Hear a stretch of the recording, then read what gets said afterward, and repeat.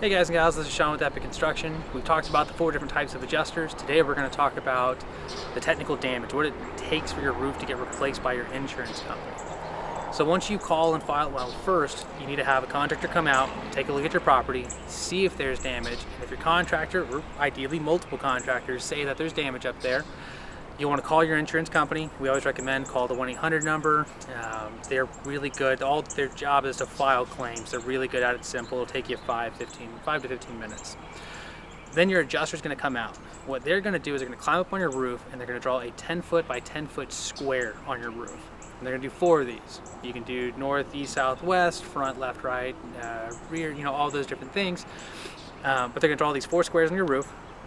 And in that square, industry standard is they're going to look for 8 hail hits within that 10-foot section, 100 square foot section, 10 by 10.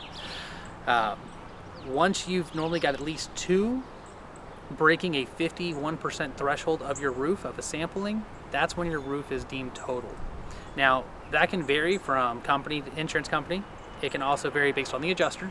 It can also vary based on the time of the year. So there's a lot of complexities here, but insurance, the standard is 8. I've seen as little as 6. I've seen as many as 13 being required. But that's more of your technical, what they're looking for. How do you get a, yes, this is damage? So that's what you're looking for whenever you're up on a roof.